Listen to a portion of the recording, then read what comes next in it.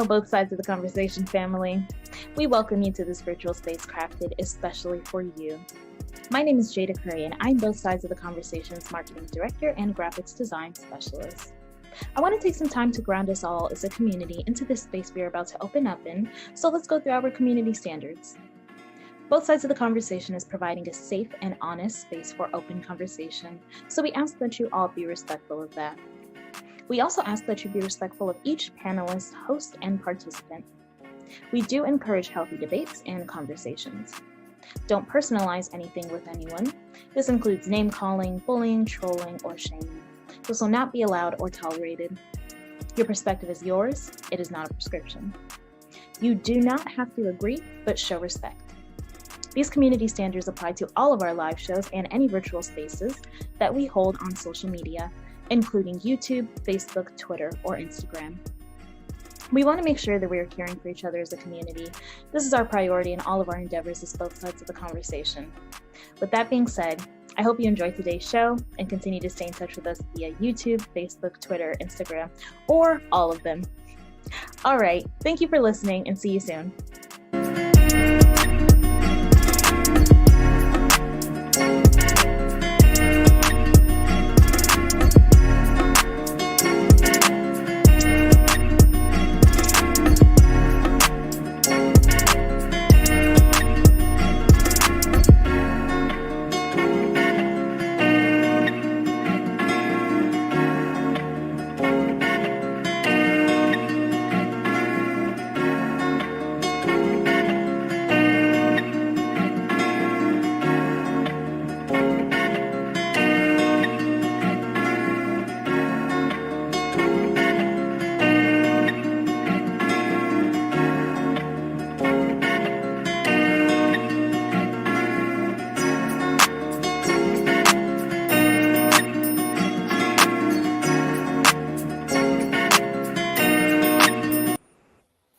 Welcome, everybody, to both sides of the conversation. I'm John Henry, Executive Director. Today is Thursday, so you know what that means. We're going to have another educational Thursday. As every Thursday, we come here and try to intentionally make sure that our community get information to the game, the sauce, the stuff that we need that sometimes, y'all know, our community just don't get. So today we have a phenomenal presenter that's going to be here today, and we're going to try to get through the show. We've been having technical difficulties. I don't know what's going on. It seems like every time I do something else happened. I don't know. Today just been a weird day.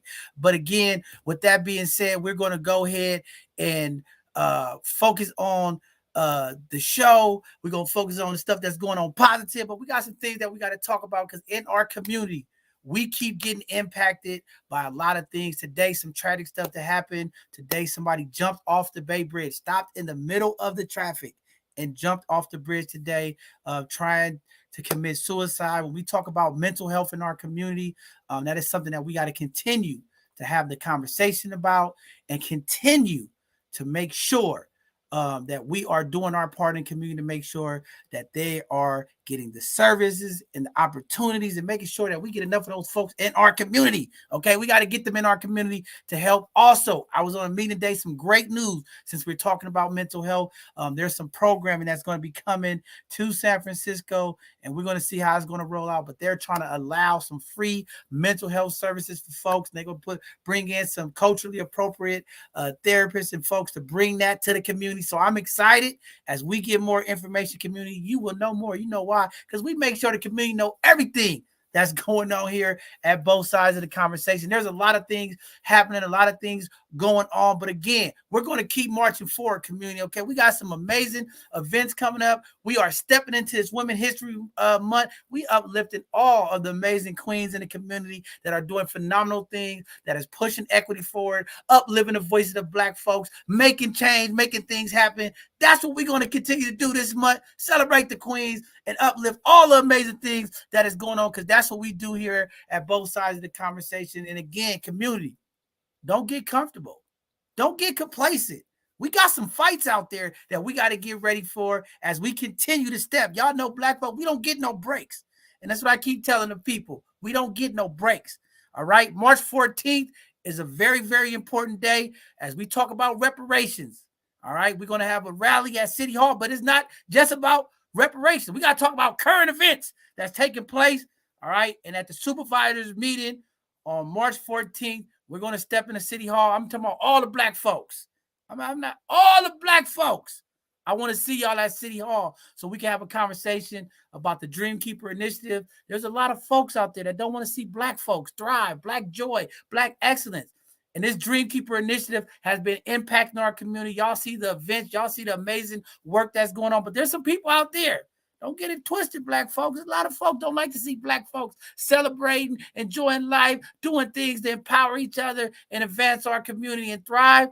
So we got to continue to fight. We can't get comfortable and just celebrate Black History Month and see all the things that's taking place and just take our foot off the gas pedal. No, we got some things we got to continue to fight for. So we're going to continue to fight. So make sure you are there with the people. March 14th. All right, we're going to be out there from 12 until they say whatever. We ain't quitting. We're going to be there, public comment. We're going to let them people know we're not playing about our reparations. Hey, I got a new slogan. Don't show us. Make sure that y'all get us our reparations. Don't show us we want reparations now. We're not playing. We're not playing with these people. But we're going to make sure our Dreamkeeper Initiative that so many people got issues with, we're going to let them know. We're going to show up and show out. So if that is you out there, you one of the grantees, you one of the family community members that have been blessed by the Dreamkeeper Initiative, and y'all know Dreamkeeper has been impacting all of our communities in San Francisco, and we're going to make sure we show up and represent. So make sure you don't miss out on this. When we talk about changing the narrative, when we talk about showing up, when it's time to show up, March 14th, black folk, step up to San Francisco City Hall, and let's go let them know that we are, even with the small percentage of us, we are still a force to be reckoned with. Don't forget who the real freedom fighters is. Don't forget who the real change makers are. We're going to stand together in solidarity, and we're going to let the opposers, the people that is not for black people, know we are here.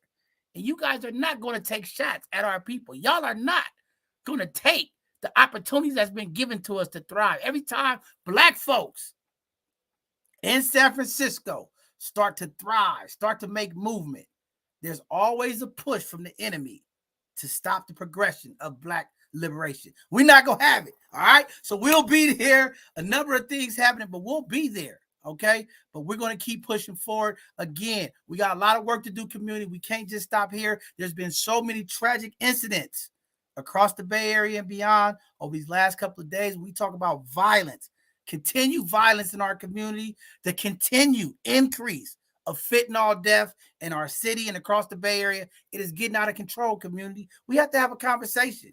And that's what we're going to do here at both sides of the conversation. And we're going to make sure we do our part to be a part of this change and activate and mobilize the people. It's too much happening. We had a couple of deaths today. We had somebody jump off the bridge. They had a young person who was killed. I mean, shooting on the freeway. Like, it's chaos going on in our communities. And again, we got to stick together. A number of corporations today announced that they're going to be laying off thousands and thousands of employees. All right, community, we have to do our part. We're going to continue to use our platform to continue to bring folks on here to educate, bring resources. Financial literacy is very important. The discretionary funds in our community is getting tight. The increase of interest rate is getting higher and higher.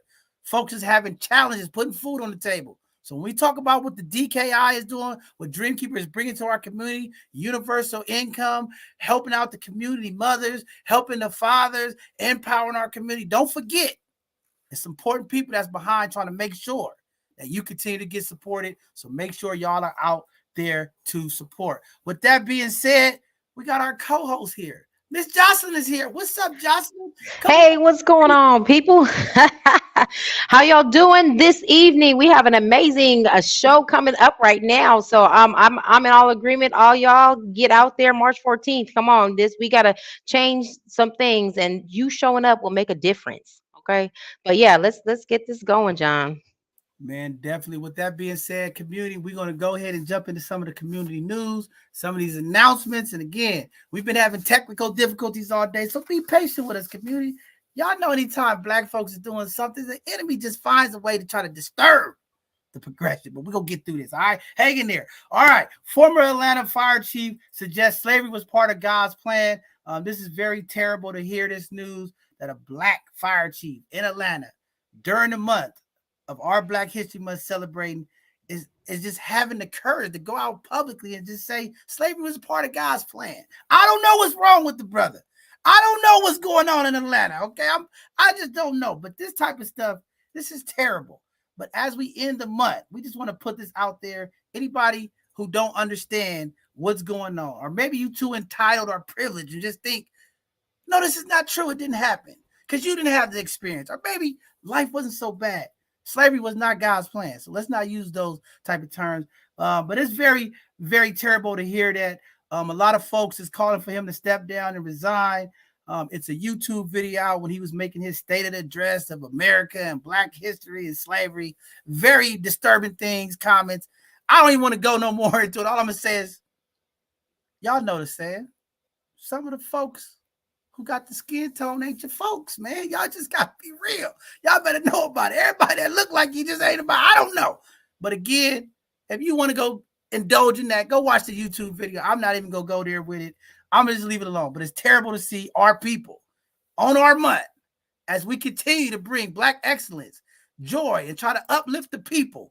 These are the type of comments that are being made from the very people that we walk on the side of. Very disturbing stuff. But again, we're going to see what plays out, and we'll let community know about that. Also, New York City is agreeing to pay millions to hundreds of George Floyd protesters who were arrested by police, beaten by police during the George Floyd protests.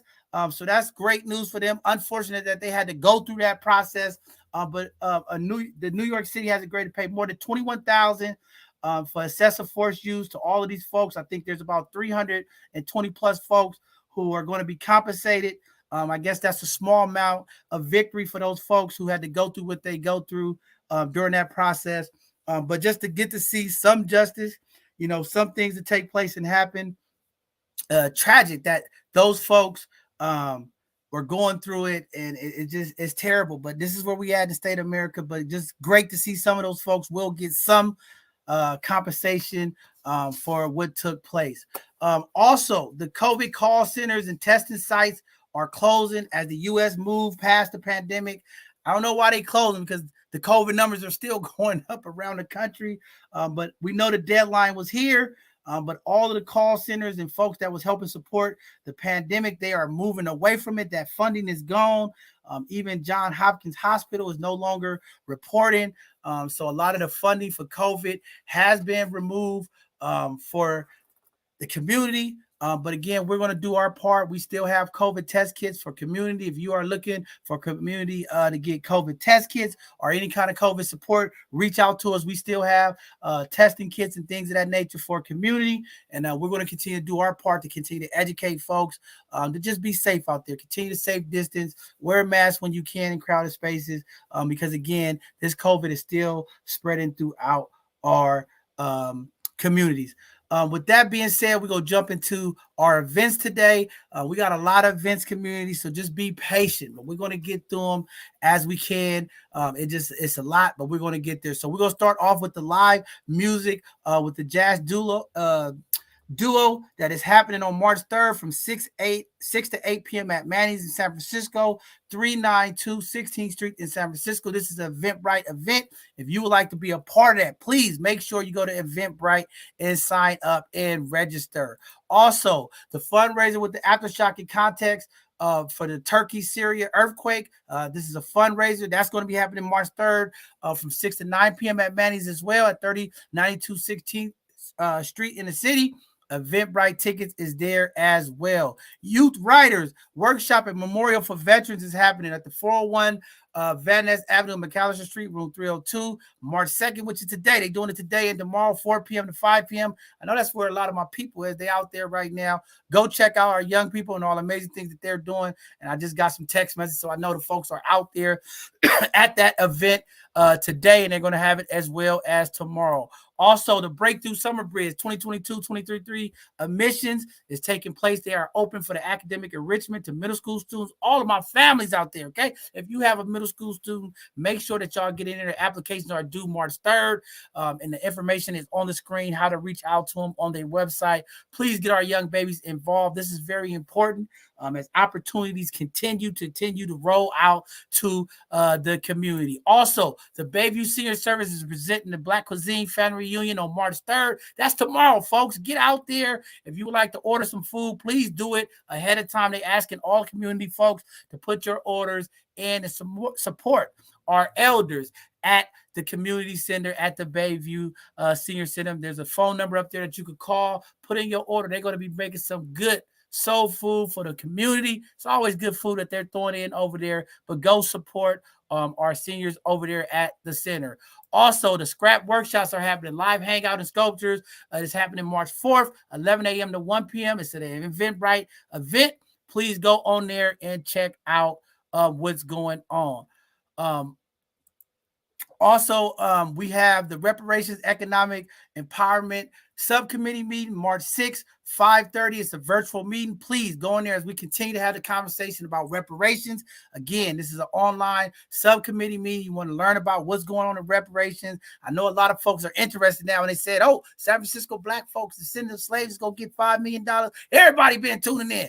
Just don't tune in. Make sure you get a part of it and make sure that your voices is heard during these meetings and understand what's going on. Learn about Trees in San Francisco, March 7th from 6 p.m. to 7 p.m. That's also happening at Manny's. If y'all see, Manny's is getting lit up. There's a lot of things going on, Manny's. Shout out to the folks at Manny's. They do a lot of stuff for community. But again, another event for community. Go out, support. Manny's and putting on some amazing events. Also, the reparation policy other subcommittees happening March 10th at 5:30 p.m. It's a virtual event. Again, please check out and make sure that you get in there and see what's going on. Again, we got to get community involved. You always talk about nobody knows what's going on. This is why we putting these events up here so that folks can get connected and know what's going on. Also, my guy Maurice Rivers, the OMI Project, they're doing something at the San Francisco Library. It's the Aztec Mexica 2023 New Year's celebration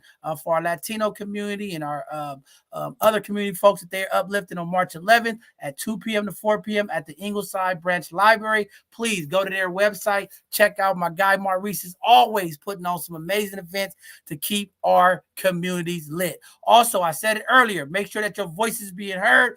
DKI is presented by Shaman Walden on March 14th, the rally on the steps of City Hall. I just told you all about it. 12 to 3 p.m. And at 3 p.m., we stepping inside of the Board of Supervisors, let them know about this Dream Keeper initiative. Oh, we ain't playing, Black folks. Y'all make sure y'all show up. We're going to be out there representing. It's going to be a long day. Public comments is going to be going on and on, but we ain't stopping. We're going to let them folks know we ain't playing about our DKI money. This money has been impacting our community for the last 2 years, and we ain't letting it go because some folks don't understand what's going on in our community. So community, stand up. Make sure you show up. Be there at City Hall in San Francisco, 12 o'clock. Be there for the all day. Just get ready. Take off work half a day and get ready to be there and support the community. Also, our Rise Prep annual 5K Family Fun and Walk event is happening March the 18th at Candlestick Point. Please, community, go out and support. Check out their website, Rise Prep. This is a phenomenal college prep high school in San Francisco. They've been on this platform before. They are doing some amazing stuff. Get out there and support them. Leave a donation. Go on their website and help them out as they are continuing to bless our community, young people. They have an amazing program. Go check out Rise Prep for all the stuff that they are doing. Also, support the families for this free family workshop that's happening with children with disabilities on March 18th at John O'Connell High School. It is a virtual event as well. Please go out there and support. Y'all know here at both sides of the conversation, we always uplift our folks in the disability community. We show love to everybody and our community. Make sure y'all go out there and support the families. The website and information is up on the screen. Also, there's another reparation listening session that is taken. It's going to be talking about the anti-blackness and gay in San Francisco. That's March 23rd, 6 p.m. to 8 p.m. It's going to be at the McLaren Complex at 2130 Fulton Street. Please register for this listening sessions. Again, there's a lot of things that we're talking about reparations, and reparations represent all of the Black folks in our different parts of our community. So please get out there and check it out. Also, Girls Who Code Free summer program is happening. 2 free programs. The deadline to apply is March 24th. Please go to the information that's on the screen. If you have some young kids in STEM who likes math, science, and you want them to get in this code program this summer, we are trying to make sure we get all of the community programming that is going on this summer for our young people so they have access to job, services, programs, so that they're not hanging out looking for things to do this summer. We know the crime is increasing. We know the violence in our community is increasing, and it's our job as the elders, as the leaders, the community organizers, to make sure we keep our young folks across the city and beyond activated with opportunities and resources. And this is another great event, so make sure the young ladies out there get into coding. Also, the Outside Lands is doing their thing with Amy. I forgot her name. I can't even say her name now. Amy Lands, April 1st from 11 a.m. to 1 p.m. Please go to the Eventbrite and get registered if you would like to go check that out. It's going to be a great event. It should be a great conversation. Check it out for all of that. Also, our Black Man in White Coat Youth Summit is happening April 1st, 9 a.m. to 3 p.m. at Merritt College. This is a powerful event, okay? We want our young people to inspire and dream forward and think about being doctors. This is going to be a great event for our young kings of the community. This is going to be an inspirational thing. Parents, register. Get your young males out there. This is going to be a great event. It's going to be some phenomenal Black doctors out there. And we're going to be watching our young folks and encouraging them to move forward and get into these programs. And there's a lot of health equity going on. There's a lot of health conversations going on from a lot of our health institutions to make sure that our young people get an opportunity to get into the health field and into the medical field. So again, great event. Sign your kids up and make sure that they get involved with this. Also, the HRC is working with USF for a students listening session about reparations. This is going to be happening on April 7th at the McLaren Complex at 250 McLaren Complex, and that's at USF. Again, we are talking about reparations. We want to hear from the young people. We want to hear from the elders. We want to hear from all of the folks that have questions and comments and concerns about reparations. So great to see the Human Rights Commission working with USF to make sure that our youth voices is heard. And y'all know here at both sides of the conversation, we always want to uplift our youth and their voices. And again, a lot of work, but we got to do it. Also, the San Francisco SF Hope Sites is accepting academic scholarships for students who live in Alice Griffin, Potrero Hill, Hunters View, and the Sunnydale SF Hope Sites. The deadline to apply for your young people is April 14th. Parents that live in the SF Hope Sites, go on there and apply.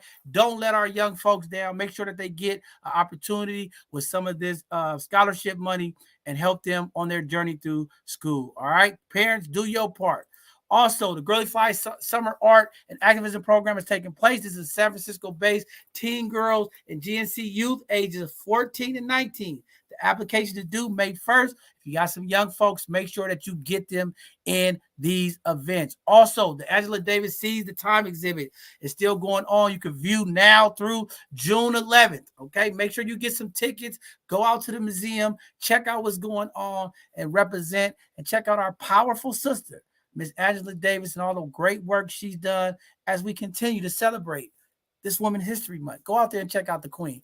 Also, Sunday at Manny's, they have their weekly disco trash cleanup at 10 a.m. to 11 a.m.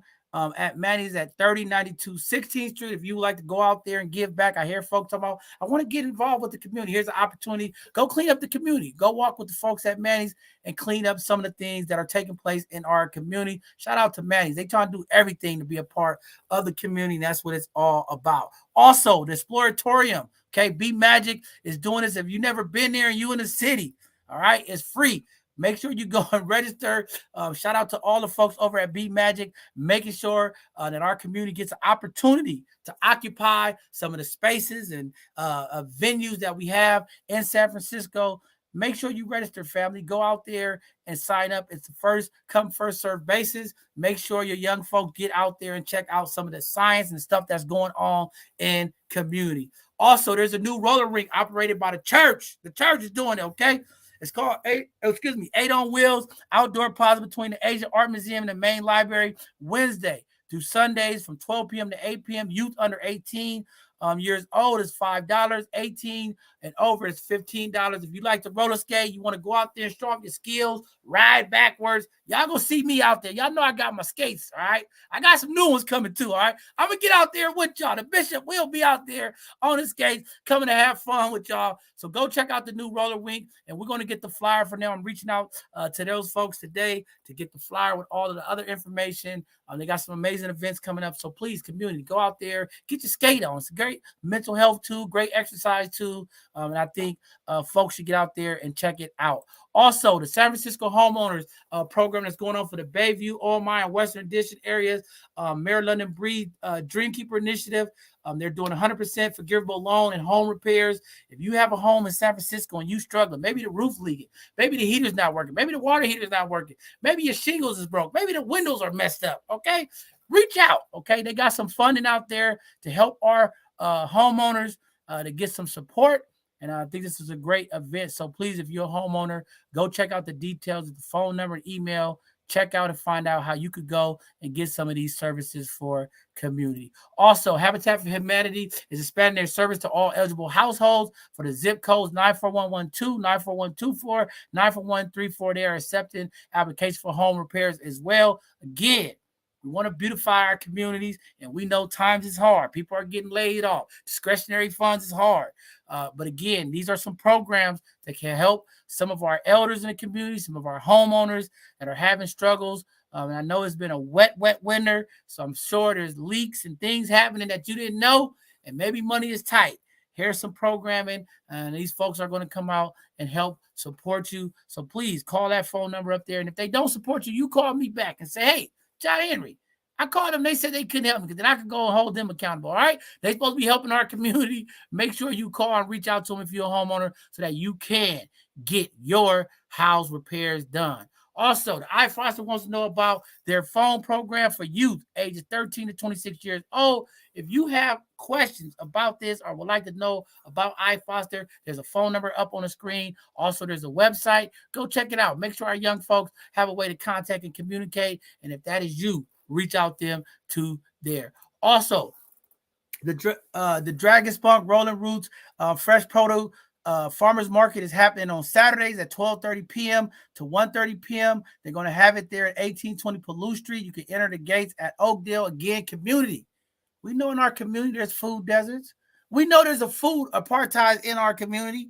But please, make sure you get out to the farmers market so you can get some healthy, organic food on these Saturdays. Go spend some money locally. Get some of the fresh greenery and some of the things that you need. Go out there and support them and buy some of that good, healthy food as we continue to promote healthy eating in our community as we suffer the most with all of the health disparities. It starts with eating good. Make sure you do your part. Go out there to the farmers market and support locally, and make sure you get some of that good organic food that they have out there for community folks. Also, Magic Jones still has open enrollment for cohorts. They're 3rd and 5th in middle school, academic and sport. They're doing enrichment, a number of things over there. Shout out to my folks over there at Collective Impact in the Magic Zone. They do a phenomenal job with making sure that our young people get all the academic, educational needs and support services. This is a great program. They have open enrollment. Make sure you get your young people involved. And shout out to all of the amazing folks that just continue to make sure our young people are impacted in the community. Also, Tools of the Trade Shakespeare is happening. They're having their workshop. That's going to be happening on Mondays at 5 p.m. to 7 p.m., March 6th through March 19th at the Bayview Opera House at 4705 3rd Street in San Francisco. Again, great opportunity. And shout out to the amazing folks at the Opera House. They are bringing so much programming to our community. Don't lie and say you don't know what's going on, okay? There's a number of things that you could get involved with. Just make sure you reach out and tap in. Also, the Dev Mission Computer Lab is having their new STEM hub for all 12th graders. This program is free until June the 2nd, Mondays, Wednesdays, and Fridays, 12 p.m. to 5 p.m. Please contact Patricia. Look at the information on the screen. If that is you, make sure you get out there and do it, all right? Also, the Strutters Room for the dancers. You like to pop and lock it. You want to do some of them nice dance moves. They're going to have a Strutter workshop that's happening at the Baby Opera House. This is a great program. I know they started it last year and it's rolling into this year at the Baby Opera House, 4705 3rd Street on Wednesdays, 5:30 to 7:30 p.m. Now through June 18th. Go out there. Our young people like to dance. Maybe you're an elder in the community. You want to learn how to pop it, rock it, pop it.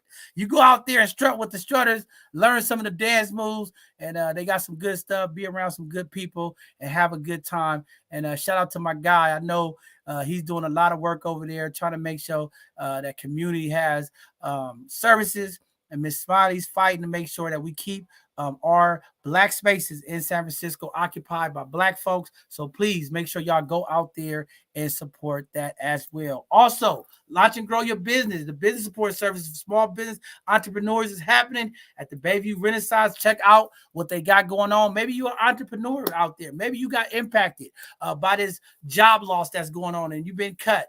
They got some opportunities.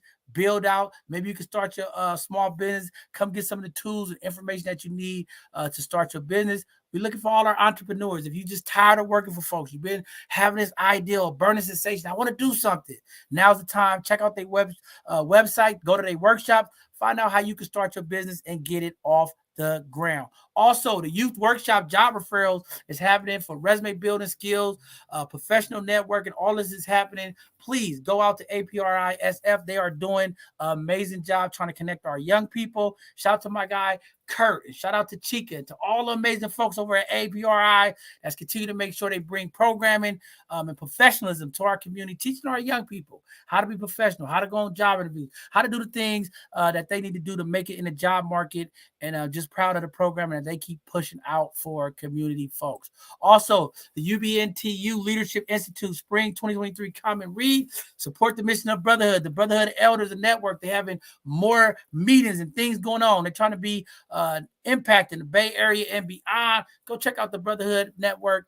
Some cool brothers on there that's doing some amazing stuff. All the queens out there, check out what they're doing, okay? It's a way you can support them. Y'all always say, where the brothers at? Where the good brothers in the community that's doing some work? All of the great brothers over there at the Elder Network is doing some phenomenal job. Go support the brothers and see some of the things that they're going to. Check out their website. The information is on the screen. Also, the 3rd Street Youth Clinic. They're doing their college jump program, offering college readiness and program the process for 12 to 24-year-olds. They're going to be having that all the way through the year, to the end of the year, I believe. I forgot. I got to talk about the date, but I think it goes all the way to June. Make sure our young people is ready. These programs are here to help uplift our young people, and we got to make sure that they are ready, give them a head start for these SAT tests and all the things that they have to do to be college ready. Also, our Peace Parks is still presenting their Friday night funds every Friday. That's tomorrow, community, 5 p.m. to 8 p.m. at the Hamilton Rec Center, 1600 Gary Boulevard. And just so y'all know, I went over there last Friday, and it was some amazing young folks. They got some amazing program going out. So shout out to all the amazing folks over there at Peace Parks that is building up that program, getting ready for the summer months as our young folks come out for the summer program. Also, the Levy Ladies University open enrollment is happening ages 10 to 17, Tuesday, Wednesdays, and Thursdays at 4:30 p.m. to 7:30 p.m. at 1275 Fairfax. Please go check it out. If you want to be a member, go out there and support the young ladies and all of the things that they are doing. Also, the Community Saturday Funny Fun Days is still happening every Saturday, second and fourth Saturday. Reach out to my guy, Nate Ford, over there at SF Rebels, and the information is up on the screen. Also, our Both Sides of the Conversation capacity building fundraiser is still going on. You can make donations today to support. We are running this through the end of April. You still have an opportunity to support us. I know a lot of folks been reaching out after the bowl event. John, I want to connect with you. How can I help? This is one way you can support us as we continue to try to build capacity to help impact our community. Also, the Kuma Healing Project has a 24-hour position available for fellows. They are looking for motivated young adults. If you are African American and you want to be a part of it, please email your resume and cover letter over to Ms. Roslyn over there. The information is on the screen as we continue to try to bring healing to our community, and we need those folks to be a part of it. So please, if you know anybody, make sure that they get their resume. That's going to be happening for the San Francisco Department of Public Health as we continue to try to bring healing to our community right now more than ever. We want to make sure that we are bringing healing and that type of wellness to our community. Also, The IT and web development apprenticeship is happening. They are starting their spring cohorts. All right. This is a great, great program. I know who's running it. Y'all, this is something great. If you want to get into IT, if you want to get into web development, this is an opportunity. Please check it out. April 1st, ages 16 to 24. Get out there. This is great for our young people. A great opportunity to learn IT. It's a great career. Makes a lot of money. Let's start getting our community, young folks involved early so that they have opportunities and careers that will leave them working for a long time and thriving in our community.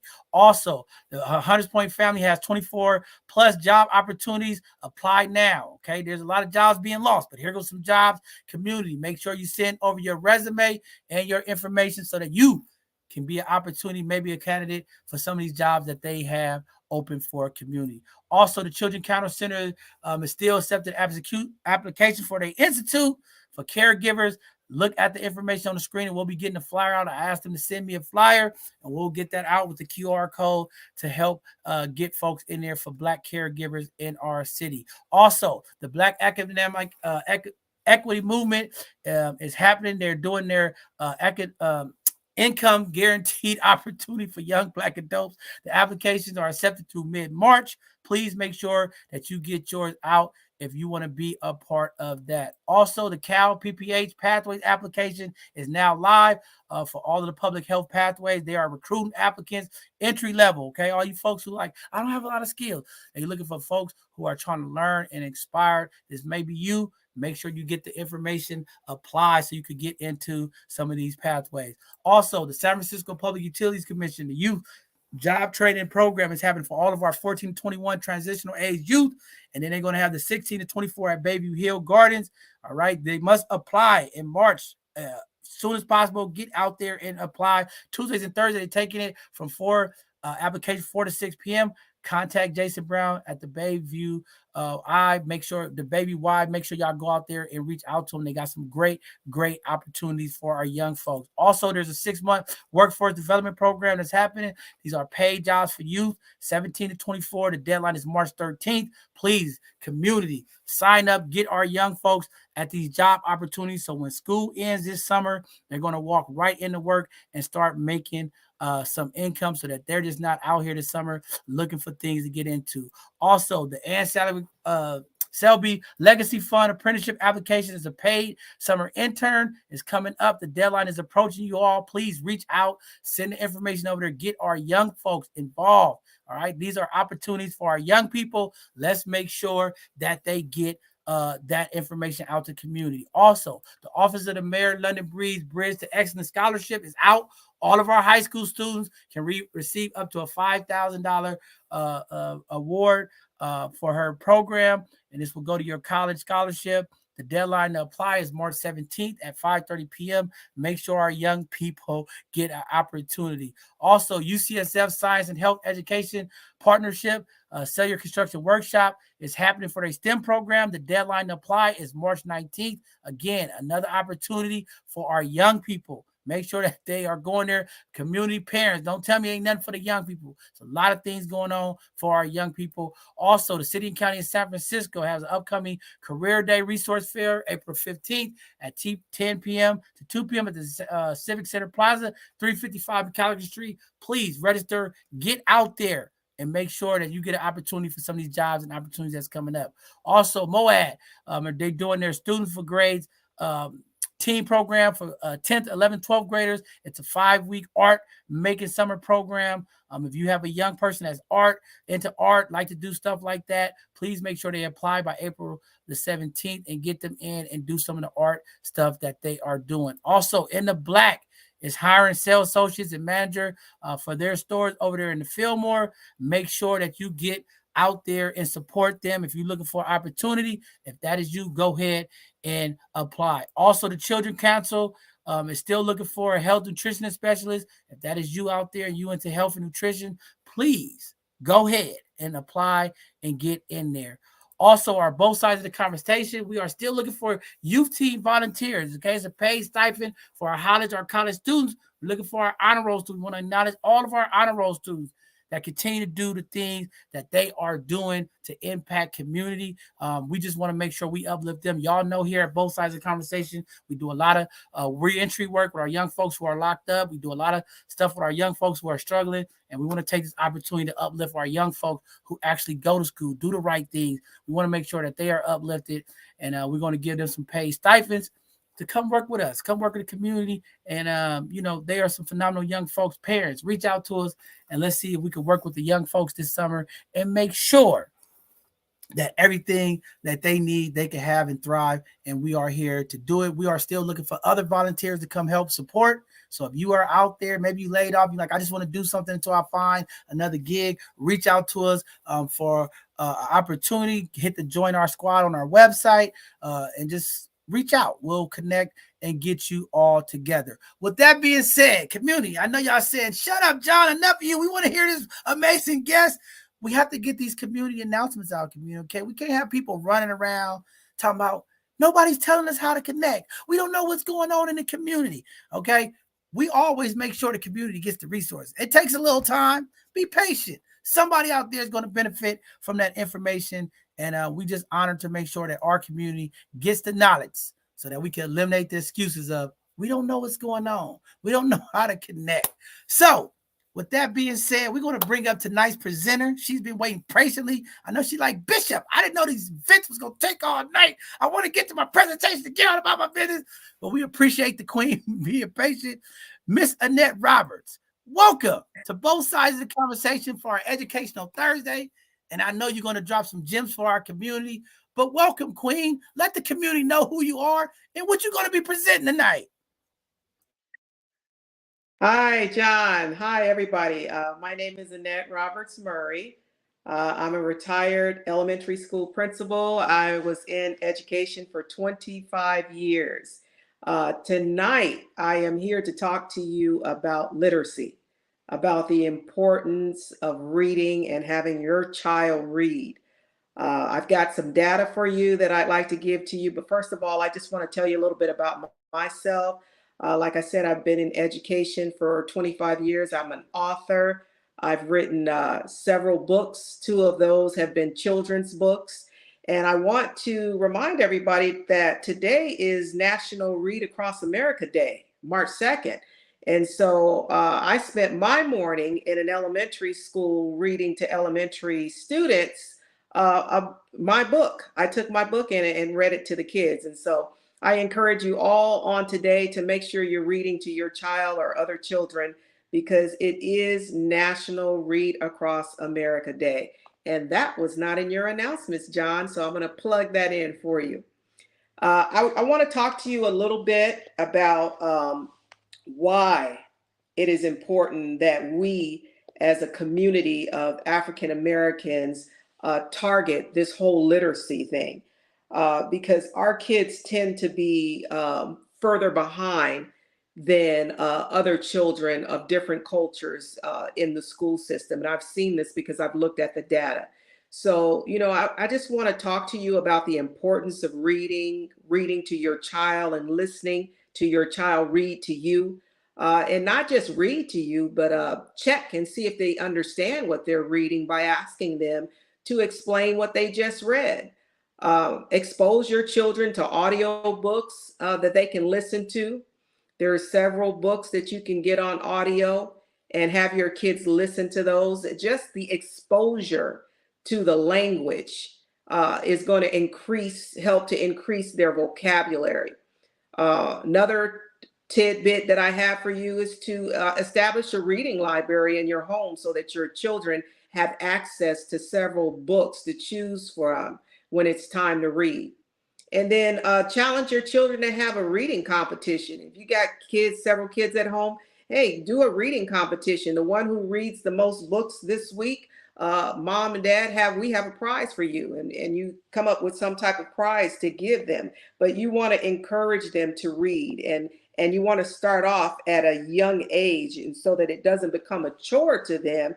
That is something that they actually enjoy doing.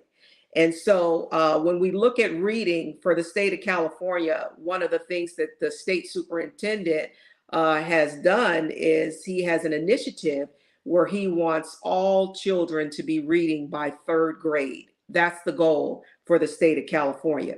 Now, when I looked at our data for the state and overall for the United States, according to the nation's report card, we have 65% of our elementary school students in the United States that are reading below grade level. That means we have kids sitting in third grade that are reading at kindergarten and first grade levels. 71% of those students that are reading below grade level are Black students. And so let's put this in perspective. When we look at 71% of those students, and these are Black boys, okay, that are reading below grade level. When we look at African American girls, the number drops a little bit to 60%. So if we're talking 71% of African American boys that are reading below grade level, we have a crisis here in the United States amongst our Black students, and especially with our Black boys. And so that's something that we really need to take a look at and try to figure out, why is that happening? Why do we have so many African American students, especially boys, that are reading below grade level? And it's not just issues that's happening with the school. We need to look at how we're raising our children and what's the priority in the home. Is reading something that's being pushed for amongst parents? Is it something that we're holding in high esteem and letting our kids know that this is a priority for you? Because we know that reading is the gateway. It's the gateway to get kids into college. Is the gateway for kids to be successful at the elementary and high school level. And so, as I said before, we have some students that are reading 3 to 4 grade levels behind their current grade level. And so it's a challenge for not only teachers, but for administrators when we talk about getting kids on grade level. And we look at the initiative that the state superintendent has out there that says, okay, all kids need to be reading by third grade. Well, if you're already 2-3 grade levels behind, you're constantly playing catch up, and you're still trying to teach kids the current grade level curriculum that they're in. And so 2/3 of elementary school students in California are reading below grade level. And as a result of COVID, these numbers have increased. Because kids were out of school for a while, a lot of our kids fell behind, and some of them were already behind before COVID started. So according to California Matters, as I said before, we've got 70 to 75% of our Black boys that are reading below grade level. And so that's alarming when we start looking at that data. And it makes you think as a parent, what can I do, in the home to target this so that my child doesn't become part of that statistic. And so we talk about why reading is important. We know that reading, learning to read, helps students to make sense of the world around them. It helps them to improve their literacy and increase their knowledge. It helps them to build social and emotional skills, and it helps them to relate to people on different levels. Reading exposes students to new cultures and new experiences. It enriches their lives and increases their imagination. It opens the door for them to go to higher heights and experience new possibilities. And so we must make sure that reading is a priority in the home. When we look at the big picture, and you can move to the next slide, we see overall that 65% of students are reading below grade level in the United States. We also know that a large percentage of those students are made up of African American boys and girls, especially our boys who are at high risk of falling through the cracks, and many of them have already fallen through the cracks. And so what do? As collectively, teachers and parents need to work together to address the issue of reading and the deficiency that so many of our kids are facing. And so overall, I do want to say that this is it's a priority. It's alarming where our kids are. And being an administrator in the elementary school, I have seen it firsthand where I've had kids sitting in fourth and fifth grade classes who were reading on a first grade level. And no matter how many interventions you throw at that problem, it still is going to be a problem because it took a long time for them to get to that point, and it's not something that you can rectify overnight. And so my suggestion is what can parents do to help their students to increase their reading skills? And if you move to the next slide, I can go ahead and give some tips to parents as to what they can do. And so when we look at what parents can do, they can expose their children to reading at an early age by reading to their child. When parents come in my office, the first thing I ask them is, did your child attend preschool? This is detrimental. I encourage every parent to make sure that you are sending your child to preschool because they're getting that extra boost. As an administrator, I can tell when a child has had preschool and when they haven't. I can go into a kindergarten class and listen and look at a child and their interactions, and I can tell which one of them have been exposed to preschool because there's certain things that a child is taught. It's like pre-kindergarten in preschool that when kids come in and they don't have those skills and they don't have that knowledge, they struggle. And so I encourage parents to make sure you are sending your children to preschool. And then teach your children phonemic awareness. Teach them how to identify letters and sounds so that they can eventually learn how to read and as they blend those sounds together.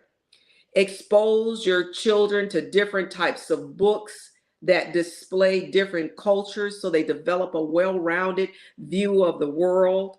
They need to see not only people who look like them, but they need to also be exposed to different cultures so that they can understand why kids interact differently than they interact because of their cultural backgrounds.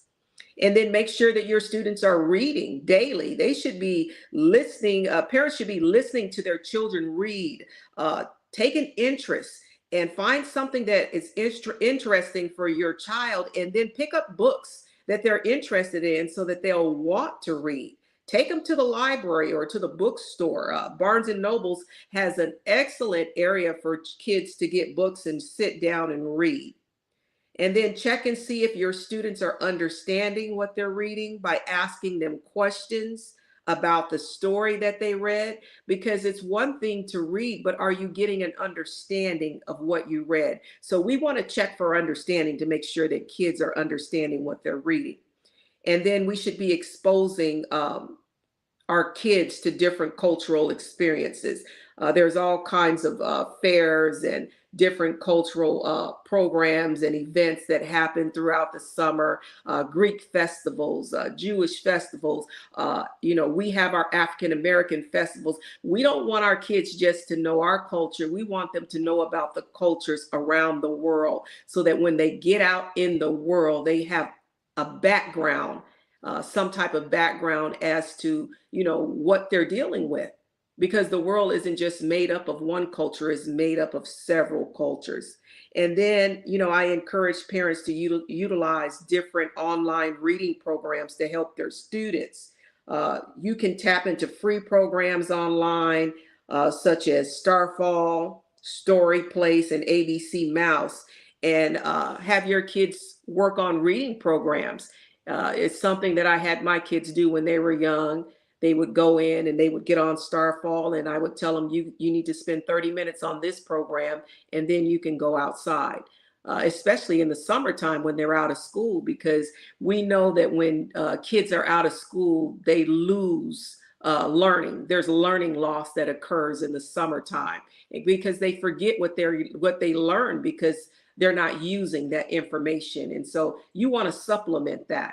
You want to make sure that you're buying your children educational games and you have them on these programs where they're constantly, the learning is being refreshed, that when school starts up again after summer break, that they don't have this huge learning loss because mom and dad has had them sitting down at the computer and, you know, working on these games. And I'm not saying it's something that you should do for an hour. Maybe give them 20 to 30 minutes, depending on their attention span.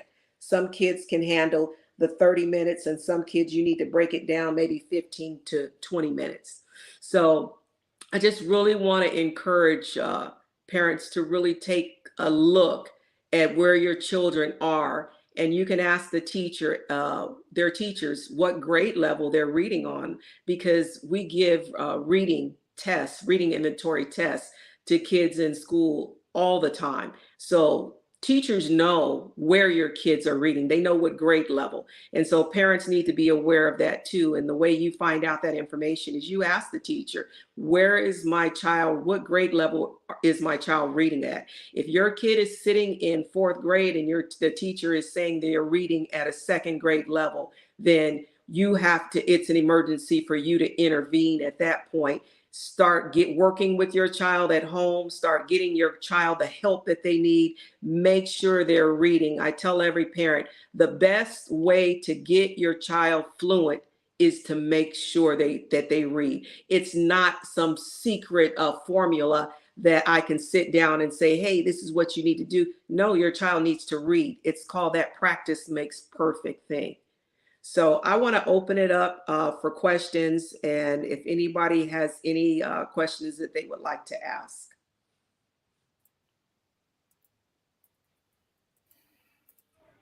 Well, I definitely have a lot of questions. I got questions too. Hey, because you know, this is a conversation that needs to happen when we talk about education, our young people. I mean, it's a tragedy to look at what's going on in our education system across this country when we have 12th graders who are reading at a fourth grade level.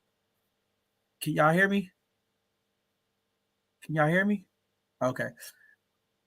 We have 12th graders who are reading at a fourth grade level. We have young people who are in fifth and sixth grade who are reading at kindergarten levels. It is terrible. And I just don't know what we're going to do. Is like, as parents, as community folks, how do we allow our kids to continue to pass through the school systems and not be effective? Like, when do we make that change? How do we effectively impact that?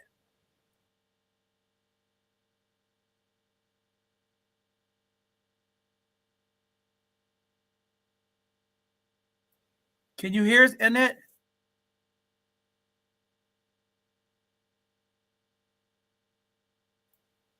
Did we lose her?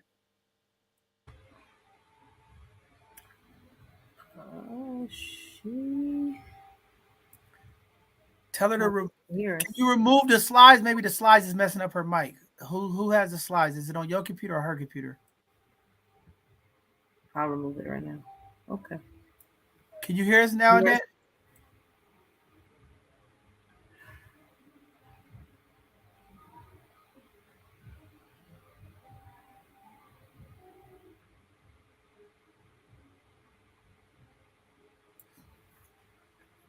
She might have hit the mic on her computer. Did you turn the mic off on your computer? She might have hit the mic on her computer.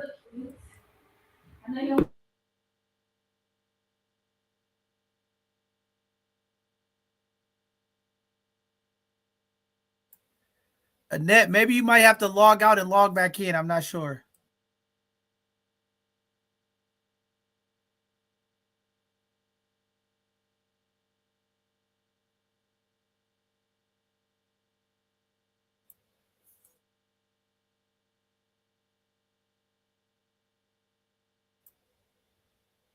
Uh-oh, we having some technical difficulties with the mic. Let's see. Let's see if she could log in.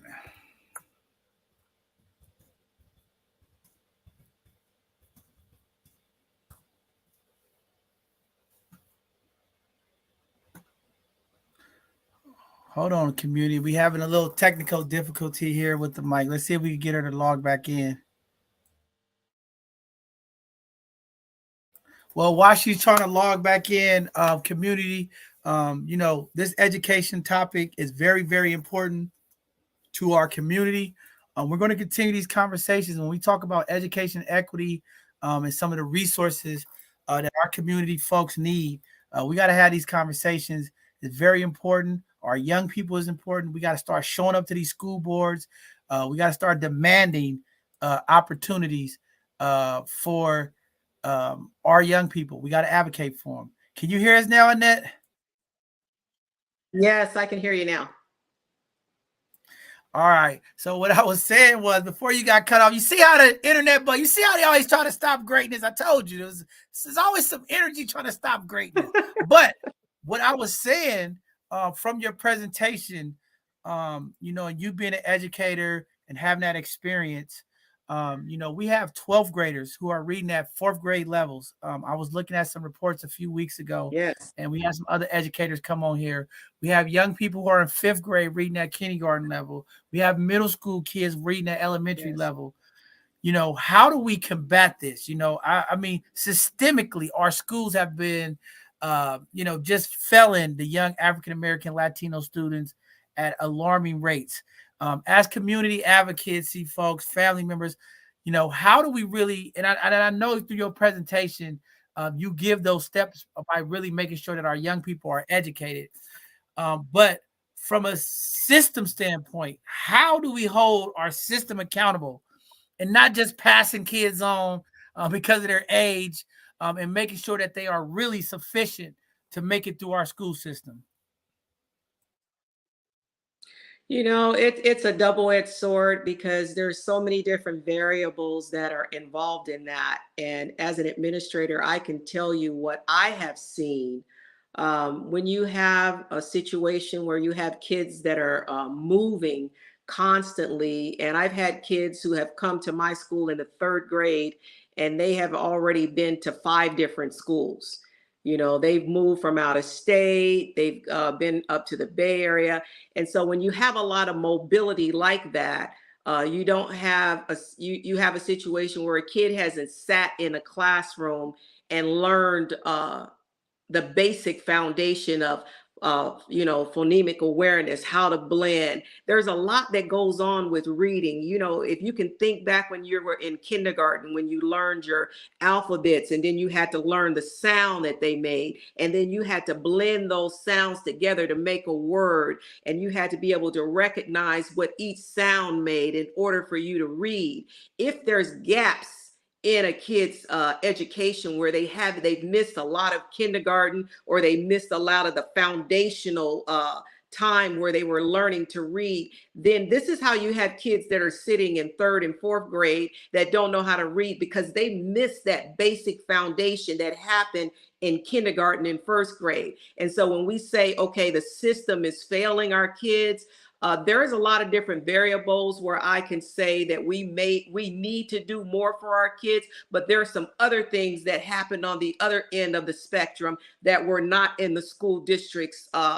It wasn't in their control. When you have kids that have missed, and I've seen this, kids that have missed 30 and 40 days of school for whatever reason, a parent didn't send them to school, or they were in the midst of moving constantly. And I'm looking at the attendance and thinking to myself, okay, this kid has missed 30, 40 days of school in one school year, huge gap in the learning. Okay, how am I going to remediate that? That's what I'm thinking in my head. And this is not something that just happened in kindergarten. There's a pattern where I've seen it in kindergarten, 1st grade, 2nd grade. And so the gaps are there. So it's not always, okay, the system failed my kids. There's some other things that need to be looked at. And we as parents need to have the accountability that, okay, it's important to make sure your kid is coming to school. When I look at my attendance numbers, guess who's absent most of the time? It's our minority kids who are not coming to school. And so school has to be a priority. It has to be a priority, because if your kid isn't at school, they're not going to learn how to read. They're not going to learn how to do the math. And so we need to look at it from both sides of the spectrum, John. So I'm definitely going to give you that. I'm not going to take that away from you. Black folks, and I'm talking about my Black people, my minority, my Black folks in our community has tremendously, the homes have the issues. But We also have to understand that our homes are broken. We got more single parents than ever before. We've had drug addiction that impacts our community. We have mental health that's impacted our families. Okay. And then we have parents who are babies having babies that just don't even understand. So we got two issues that are impacting our youth. But the reason why I hold the system accountable, because at the end of the day, even in our failed families, when our young people are in the realm of our institutions are just as bad failing our young people. How do we fix that? How do we fix, because the stuff with the problems with the parents having a household, I mean, you got to have full wraparound services, you know, and we're not going to deny that that's not happening. And the reason why I'm going to put the accountability on the parents. But when we have parents who are on drugs, who deal with mental health, who don't always have those opportunities, like how do we as a system, community organizations, churches, this is what I'm saying when we talk about the village, I'm always asking people, who is the village? Because if our young people, it's not the young kid fault that his mom is on drugs, his mom's being abused, they don't have stable income, they're moving around, right? But when they come into our institutions, how do we advocate for those kids? We don't have parent teachers. We don't have the funding to support these kids. I heard you mention the gap between summer school and when schools start back. How do we as institution, how do we as community organization and leaders advocate to make sure that these policies and this money that we give all these tax breaks to these tech companies, okay, how do we invest to make sure that we got Saturday school, summer school 24/7, and we make these kids who are not achieving, it's mandatory? Because I think that's the problem. We have got so relaxed that we get into funding and the cuts, and we don't have the service there for the kids all year. I'm tired of going to meetings and they talking about Black kids are at the bottom everywhere, but we have no solutions how to fix it. Yeah. We cut all of the gym. We cut all of the extra activities, but we cannot put programming in place for our kids all year. That's an institutional failure. Yeah. And I do agree with you. I remember when I was going to school, summer school was mandatory. It wasn't something that we got the choice. If your grades were low and you weren't doing well, your teacher recommended you for summer school and you had to go to remediate whatever it was that you failed. And so over the years, what has happened is that money has not been allocated for those summer programs the way it should, especially the reading programs, because if a child cannot read, they can't do math. A lot of math is word problems. You have to be able to read in order to do well in math. And so when kids get to the third grade, the curriculum changes drastically. Okay. We give you the curriculum, kindergarten, first and second, but come third grade, it's time for you to be ready to dive in and do the hard stuff at third grade. This is when you start to see the divide of the kids that can and then the kids that can't. Those kids that are already reading 2 grade levels behind, they are the ones that are struggling in third grade. That's the cut right there. Those are the ones that, and this is when we start to see the behavior problems start to come out. This all ties into that whole, school prison pipeline, whole idea of that. Because if a kid does not feel like they can be successful, what they're going to do is they're going to start acting out, and you start seeing behavioral problems, and then you start seeing referrals, and then you start getting suspensions. So all of this stems from that whole problem of, okay, I can't read, my self-esteem is low because I can't do the work. So what's the solution, John? That's the $1 million question. Unless the federal government is willing to put that money into those reading programs, into those summer programs, it's like teachers and administrators, we're running around chasing our tail, trying to fix something that is, it seems like it's unattainable. When you're telling me you want a kid to be able to read by third grade, and I have some kids that are already 3 and 4 grade levels behind, I'm constantly playing catch up. I'm constantly trying to catch a kid up. And if I get that kid even 1 grade level ahead, using like programs such as Read 180. We put a lot of our kids in that so that they can get accelerated. I'm sure, have you heard of Read 180? Are you familiar with that program? I'm not familiar with the 180 program, but I know there's a number of reading programs out there, so I'm sure they all somewhat in line because nothing's innovative anymore in California. Yeah. Right. And so, you know, we put kids in the Read 180 program and other reading remediation programs to try to catch them up. But don't forget, if you're in fourth grade and you're reading on a second grade level, I got to target where you are and teach you from that second grade level to try to get you up to fourth grade. But I still got to teach you fourth grade curriculum because you still have to learn what the current year's curriculum is. That's a double-edged sword, trying to go back and teach a kid second, then third grade and still catch them up to fourth grade. Because remember, I told you the last time I was here, you can only retain a child one time. So if I hold a kid back one time, that cannot be repeated again. Otherwise, you're going to have kids sitting in high school who are 20 and 21 years old if you keep trying to retain kids. And we know that we can't have 21-year-old kids and 20-year-old kids interacting with 16 and 17-year-old kids, because now we're dealing with a situation of relationships and statutory rape. That cannot happen. So that's part of the reason why you can't keep holding it. What's the question? I have a question because I think you said something that I like. So this is my concern, because you said we can see a kid at second grade to fourth grade. We know that they are not at that level. As a principal, right, what is the remediation at that point? Because I'm going to tell you, even with the shortage of funding, and I've been saying this in schools in San Francisco, if we have a large population of children who are excelling academically, why are we not creating more resources for the kids who not?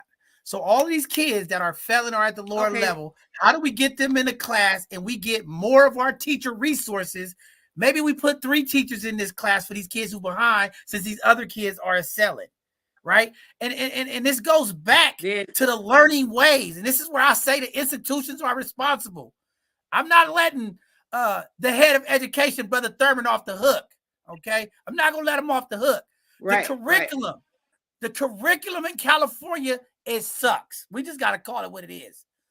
They have not been innovative for the way our young people in minority communities learn. I work with these young people. I asked them, why are y'all out of school? Before the esteem issues, before they're not getting, school is boring. Our institutions got to do a better job to make learning fun. It has to be more connective.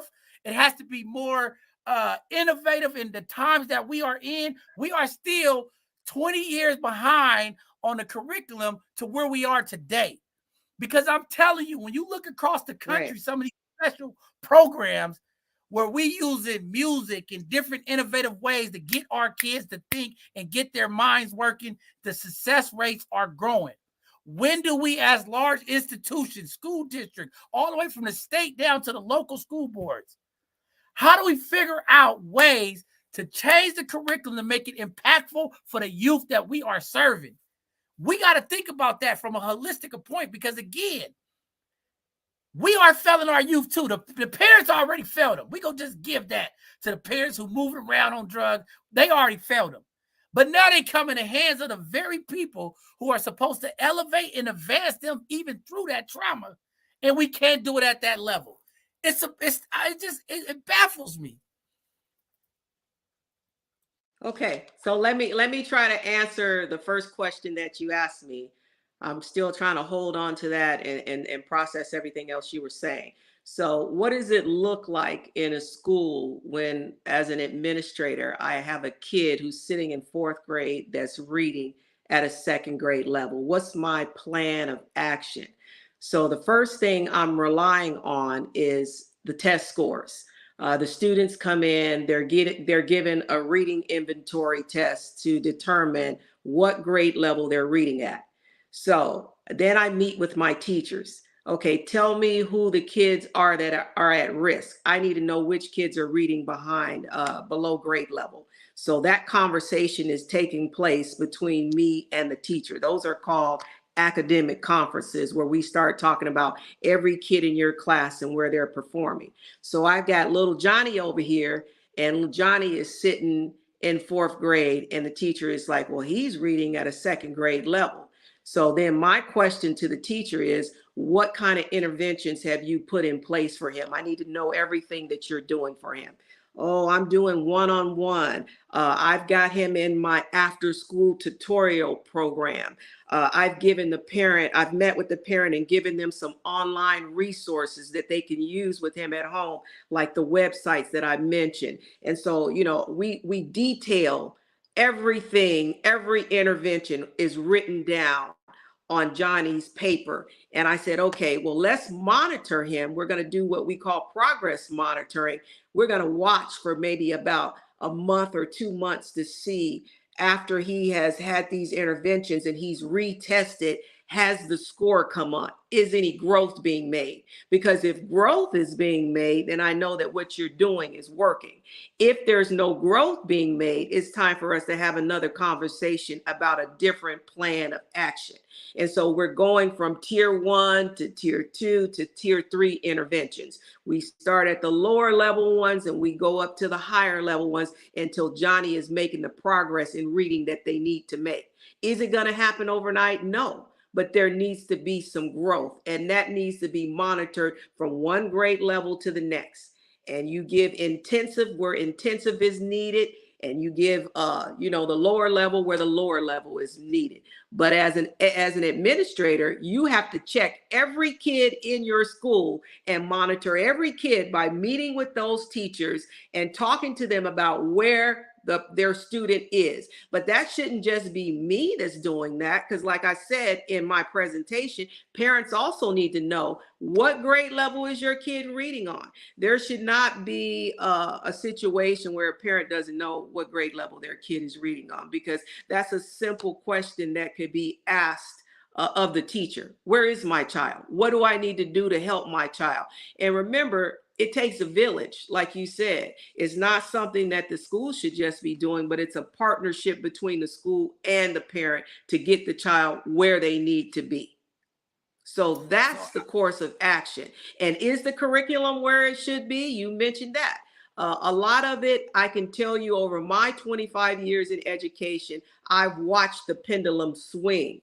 And now we're at a point where, okay, the conversation has been had that the curriculum needs to be more relatable. It needs to be more interesting and more engaging for our kids. And so what you're starting to see is some of these publishers are starting to, the light bulb has come on, and they're starting to write these books in a more engaging way, where it calls for more hands-on activities for kids, not just sitting there listening to the teacher talk all day where you're bored out of your mind. Kids need to be engaged. They need to be doing some hands-on stuff so that it's interesting for them, that they're not just checking out.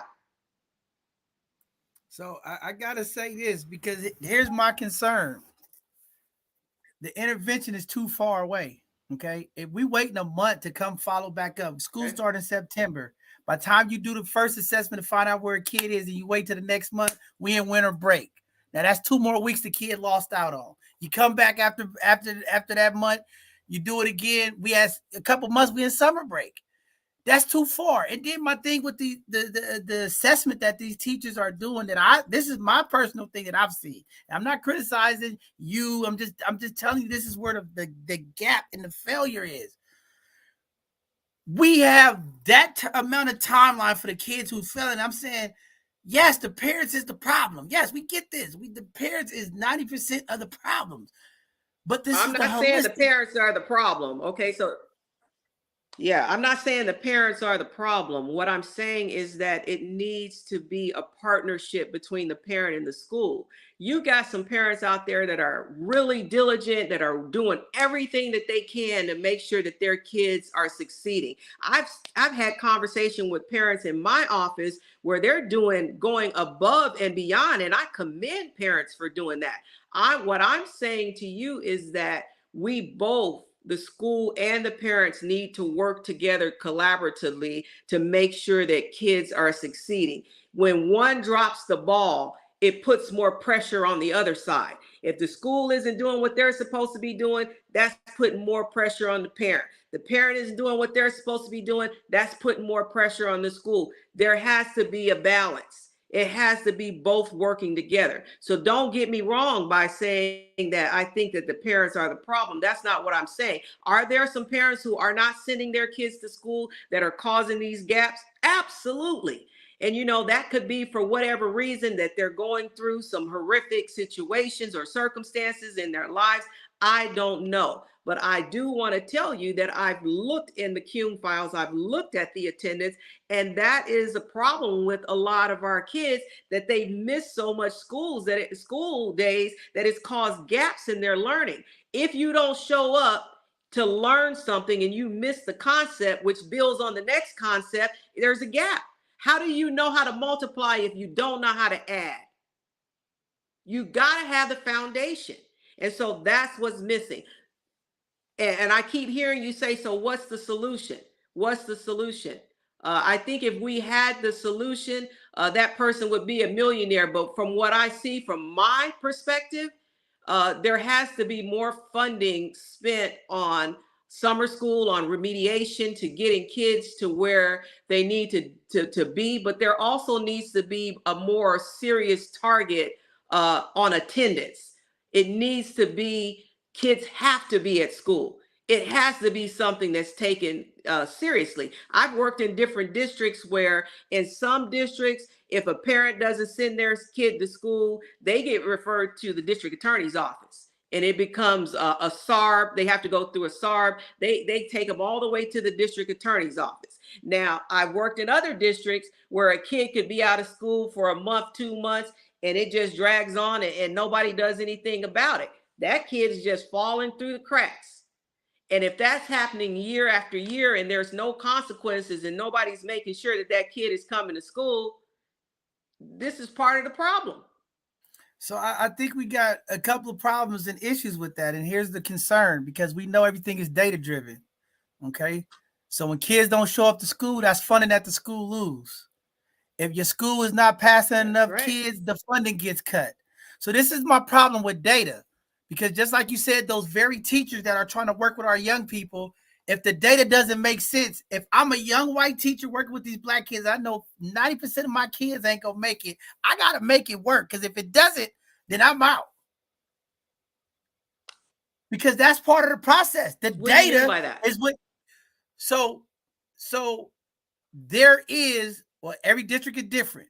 Okay, teachers are based off the past failure of what they're doing to grow our young people. If you have a class where 90% of your kids is failing, you as the teacher is on the line, is they not? If you're doing these assessments with the kids and they're not growing, you have to question your teachers, right? That's exactly what I'm going to do. If I have a class where 90% of the kids are failing, I'm in that class. I want to see what's going on, why 90% of the kids are failing. That's not just a teacher issue. That's an administrator issue, because you should be in the class looking to see what's going on as to why 90% of those kids are failing. That's alarming for me. I've never had that situation. I have had teachers who a large percentage of their kids were failing, and I went into the class to see exactly what was going on. And sometimes it's the teaching strategies. It could be a number of things, but as an administrator, it's my job to bring correction to that, to give that teacher the resources that they need to support them to make sure that those kids are not failing. So I know in different districts, I'm just talking about the district that I'm familiar. So I don't want you to feel like I'm taking a shot at your district, but I'm going to tell you, I don't see these principals in the classroom. I don't see these principals in the classroom. I don't see them in there. Okay. And they bring these little young, educated, young little white kids fresh out of college to come educate our babies. I think we lost her. They come out of here. I got to get her back.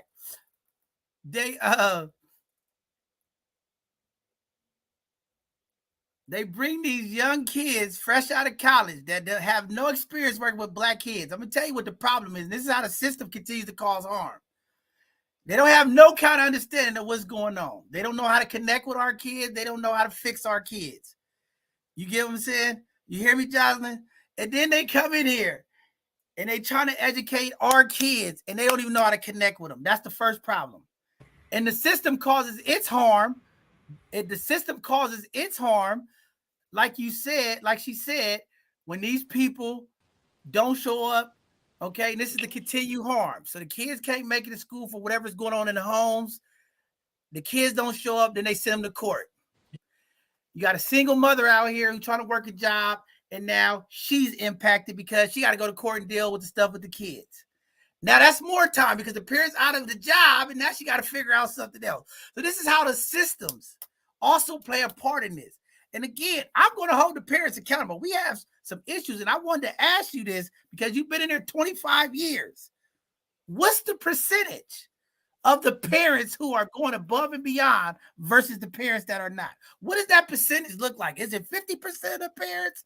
If it's 60, I didn't know what that percentage is because the percentage that I'm seeing is very lopsided one way. Yes, it is. It is. And I can tell you from my, and I've worked in a lot of inner city schools, a lot of Title I schools. When we look at our Title I schools and we talk about how much parent involvement is taking place, a lot of times it's very little. And, I know that the priority is to put food on the table, clothes on the back, and a roof over the head in a lot of our lower socioeconomic schools. And so, education is not always the thing that rises to the forefront when we start talking about our poorer communities. So when we look at the parent involvement, it's very low in those areas. Now, I've worked in higher socioeconomic schools where, you've got more of a middle class, educated people, and then you start talking about parent involvement and it rises. I would say it probably goes to 70, more 60, between 60 and 70% are involved in the higher socioeconomic schools. Where you look at your Title I schools, you'd be lucky if you get 25 to 30% parent involvement.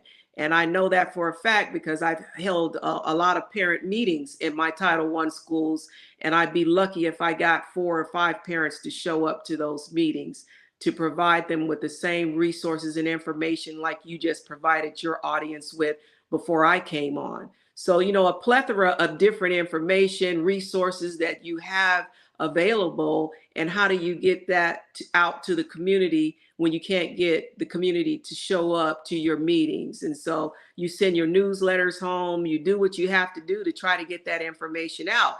But we know that when parents are involved in their students' education, students tend to do better in school.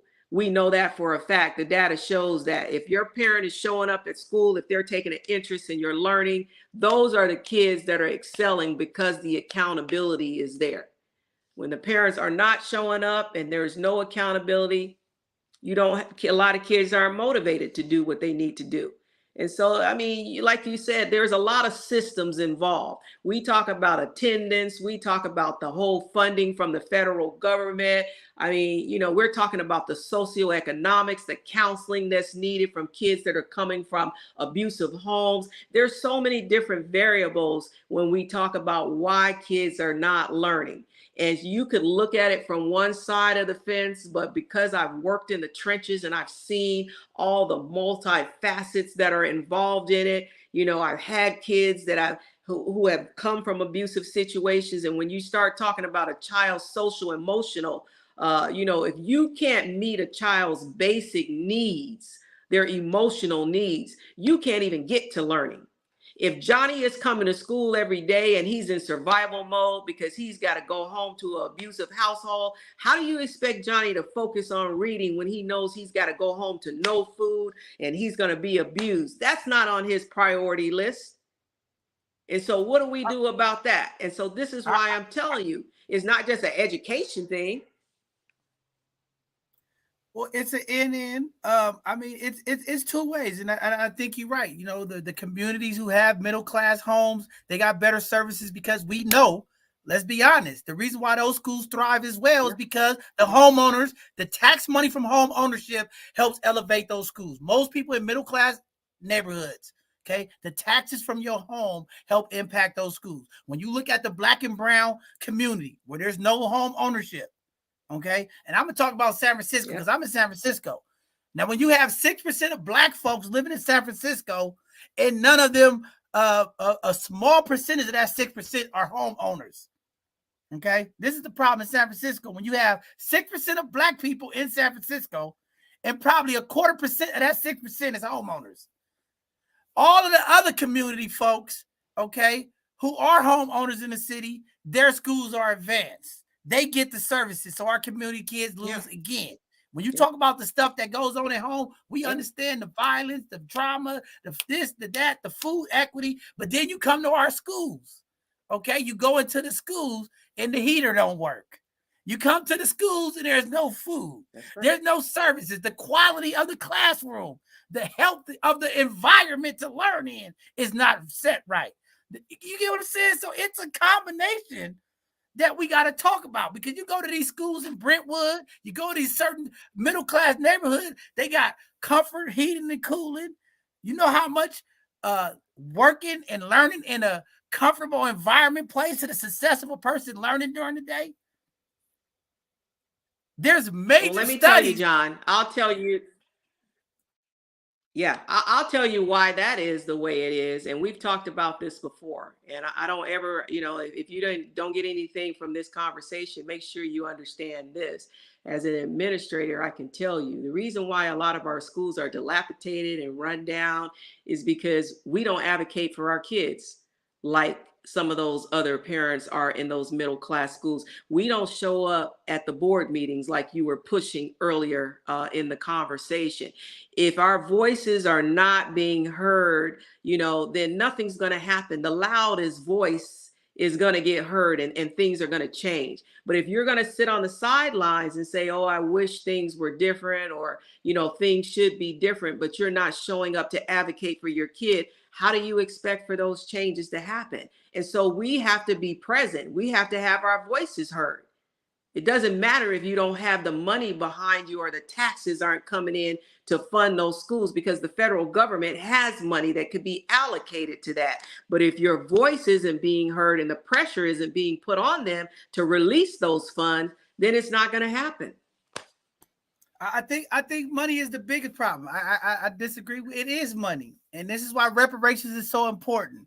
Okay? Because if we had the money, you go to these schools, the parent advisory boards, the type of money that some of these schools are running, turning their parent advisory into nonprofits to raise money for these kids. These teachers, they give stipends to their parents. I mean, all I'm saying is we got to be innovative. That's all I'm saying. It's going to take money. And this is why I say reparations for the minorities, communities, these financial supports has to be there, because I guarantee you these parents are not wanting to be involved. Most of these parents. Now, granted, there's the people who are dealing with drugs, mental health, and maybe some domestic violence or different things that's going to impact them. But a lot of these single parents are working 2 jobs. They want to be there, but they got to keep the lights on. Yeah. And this is why I'm saying it's a full round circle, and money got everything to do with it. So when I talk to people about reparations and what people need to get back to really bring equity, it's going to take money. Because I guarantee you, if those parents could take off their second job, okay, and they had the money, or we had the organizations behind it to pay them stipends to come to the meetings, they would show up. But when you got to choose between keeping the lights on and the roof, and yeah, you love your kid, but the kid don't understand if we don't keep the lights on, we on the streets, that impacts us.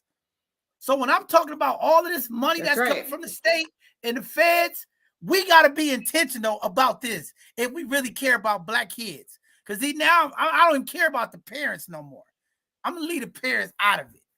I'm talking about the community organizations, the churches, the teachers. If we're not advocating to make sure that there's grant funding, to make sure that parent participation is part of this grant money, then what are we doing?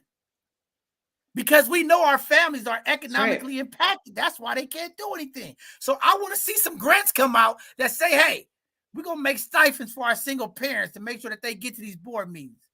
But they don't want to do that because they don't want to change nothing. You see what I'm saying? This is the system intentionally making sure. And this is why I say the harm that is caused to our people, it starts at the system level.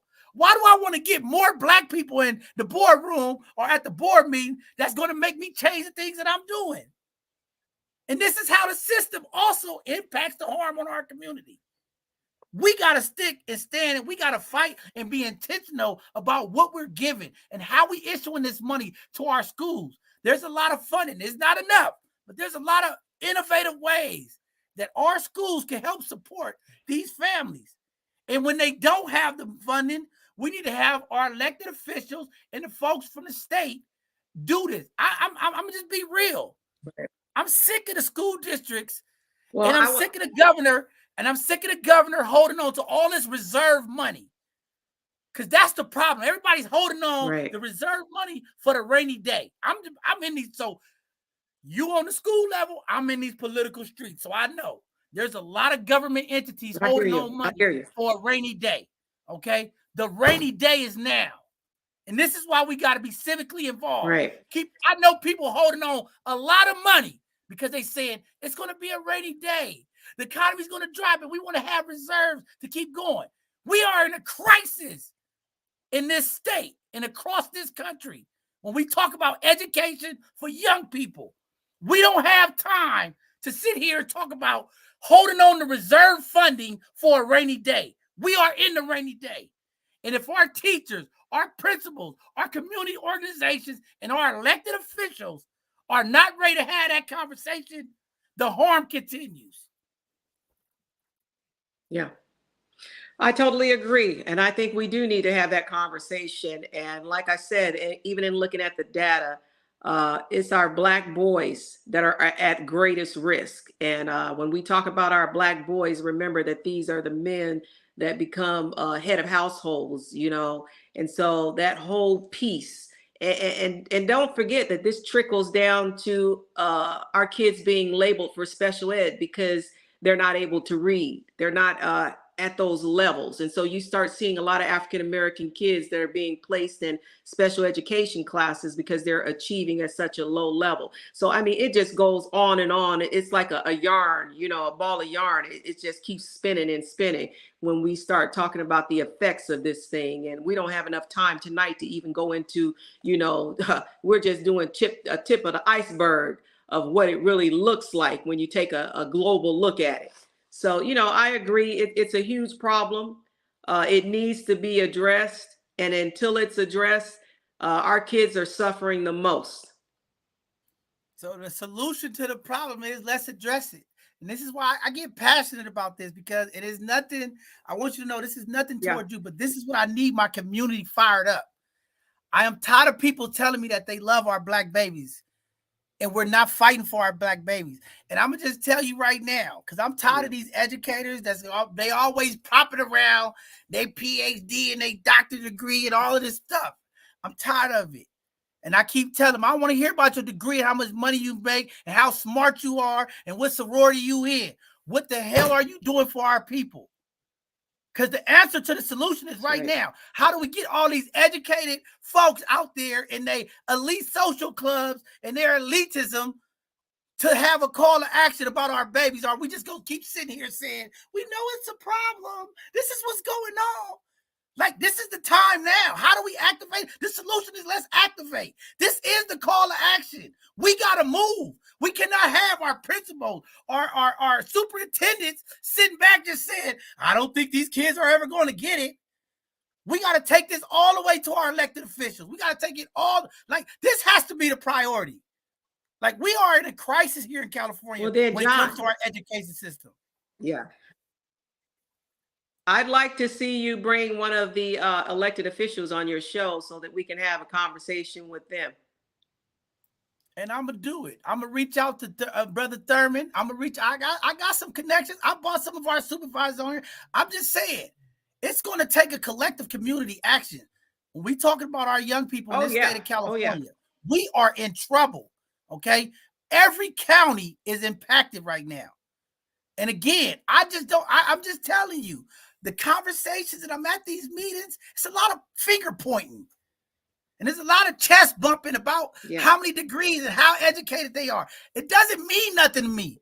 How are we impacting our community? And this is what I'm telling these folks who are so elitist and they so high on their horse about how much education they have. We have a system that is failing Black children in this state.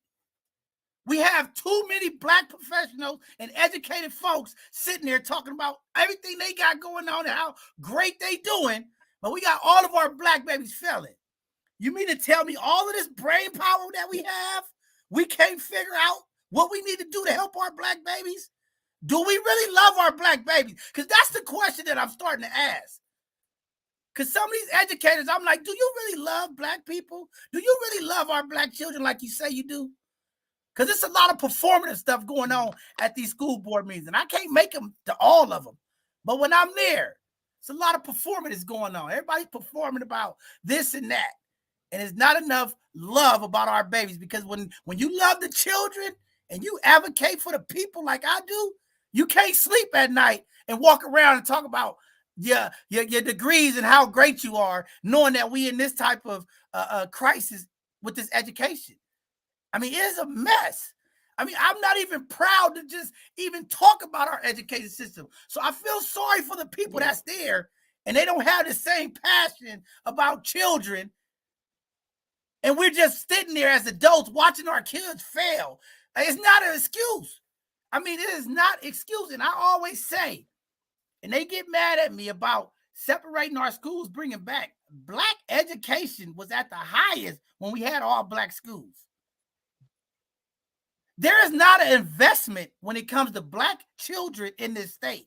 We can't even get Black teachers to come teach in the school districts that they work in because of pay. So again, I'm just saying, and we can bring our elected officials, and I'm gonna reach out to Thurman's office because I don't think the real investment to Black kids is happening in California, and it's a concern. And anybody there at the state, anybody locally that think it's okay, it is not okay. We can't even get Black teachers to teach in San Francisco because the cost of living. Like, this is terrible. We got a narrative shift that needs to happen, and it needs to happen now. Because as adults, as elders in the community, we can't just sit back and say these young people, they are our future. And if we don't invest our time to make sure these young people are walking across the stage and they can read, write, and get involved, we are headed for a disaster. Since we're talking about statistics tonight, I just read an article by 2053. Financially, Black folks is going to be wiped out across this country because of the education and the financial literacy and where we at when it comes to ownership and generational wealth. And every day I wake up and I look on the news and I see what's going on in our community. Black people, if we don't grab a hold, Black educators, if we don't grab a hold, Black elected officials, if we don't grab a hold, Black organizational leaders, if we don't get intentional, if we don't start working with each other, we are headed for a disaster in our communities very soon, sooner than we think.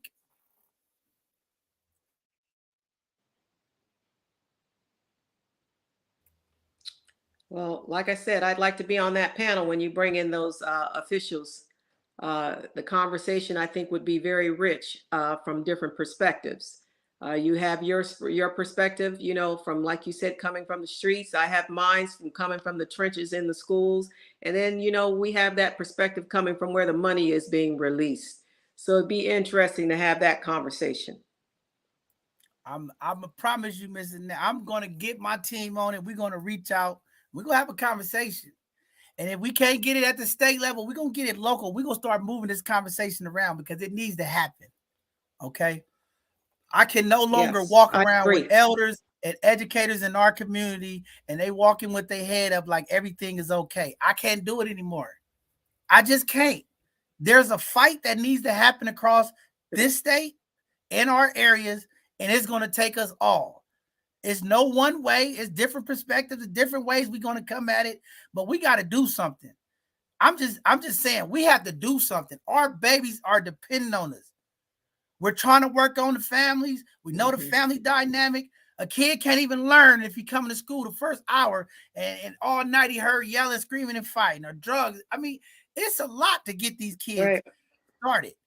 You get what I'm saying? And if we don't have the culturally appropriate people who understand how to get them going, we are in trouble. And that's why it's important to have culturally appropriated teachers working with our young minority children. Because some of these teachers that they bringing in here don't understand what's going on, and they coming into our school district trying to get their loans paid off. Like, we gonna tell the dirty truth too, okay? Because some of these white students come in here to get their loans paid off in our school, dealing with our babies and don't teach them nothing, and then they go over there to their community, and all of a sudden they're the greatest teacher ever. Let's talk about that too, community. Let's not forget the benefits and perks that these other folks are taking advantage of in our community. And we can't even get our black folks to come here and work with our babies. Let's talk about those programs. And this is what I'm saying. This is a system thing. These are the deals these institutions, these educational institutions are cutting with the state and these school districts for their pipeline of their children that's coming into our district to work with our youth. And it's always driven by money. So don't tell me it ain't about the money, y'all. It's about the money. Sometimes you got to chase the money to find the problem. About the money. It's all tied to the money. Yeah. Well, Queen, it's been a long night. I thank you for being patient. Yes. I appreciate you coming here to have the conversation. I keep telling people when it comes to my children, I get very passionate about a community. I don't like what I'm seeing in our community. And I'm glad you're here to educate our parents. Parents, I'm holding you accountable. Don't think I'm just going on the system. We got to do a better job. We got to step up. We got to start putting together parenting groups to work together. We got to really bring that village together. The substance abuse services, we got to bring them to our communities. See, because a lot of these people ain't getting the services because everybody's talking about we meet people where they at, but none of them is in the community where they need them. So we got to have a real conversation with meeting people at really looks like across this country. Because I'm tired of those meetings too. Everybody, we got to meet people where they at. And then I go in the community, I don't see none of these people. They scared to come to the community. How you meet people where they at and you scared?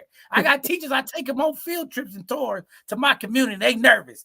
So you tell me you meet people where they at. But when I come do a walk with you, you're nervous and scared. So that's telling me right there, you ain't in our community.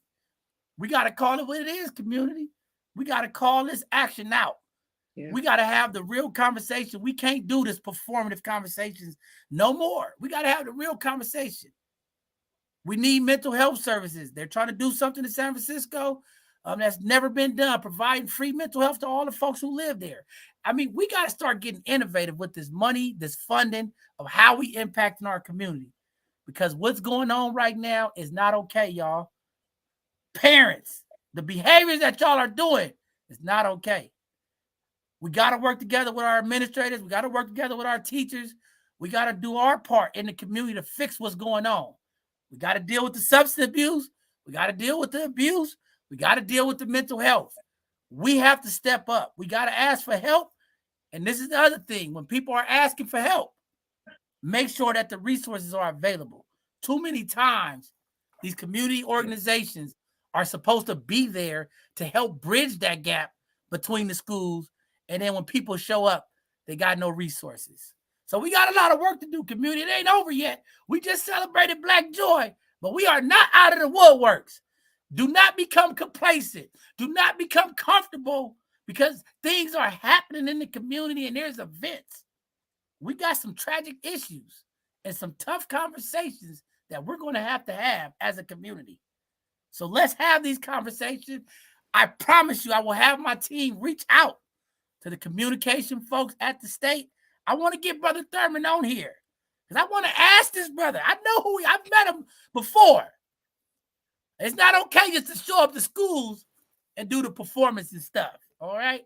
I want to have a conversation about what's really going on. So anybody listening out there, connect us. We'll be connected. Get the brother on here. I want to ask him. There's some problems. There's some tough questions that I'm going to ask him. I'm going to bring some of my educators on here. I'm going to bring some of my parent council folks on here. And we're going to have a real conversation. It's going to be uncomfortable, but it's a conversation that's needed. It's a lot of work to do, community. We got to work together in solidarity. But with that being said, Miss Annette, Queen, I appreciate you coming here. Great presentation tonight. What a way to come on here and motivate our families to engage with our community. Parents, turn the TV off. Put the TikTok and the social media down. Pick up a book and read with your young people tonight. Ask them some questions. Do they understand the words? You just got some game from an educator that's been doing this for 25 plus years. Get involved with your children. Ask them the question. Put some numbers up. Ask them, do they know what 5 times 5 is? Make sure that they asking the right question. Don't just give them the video games and the YouTube because you don't want to deal with them. Got to be parents. This is part of the responsibility.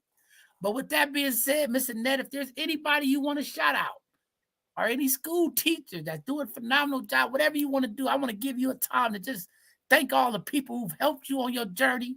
And thank you, Queen, on this Women's History Month for working with our Black babies, okay? I'm not going to take that from you. I'm going to give you the kudos for all the work you're doing. I know you're a fighter. Okay. Hey, I got the background on you. I know you're a fighter now. That's right.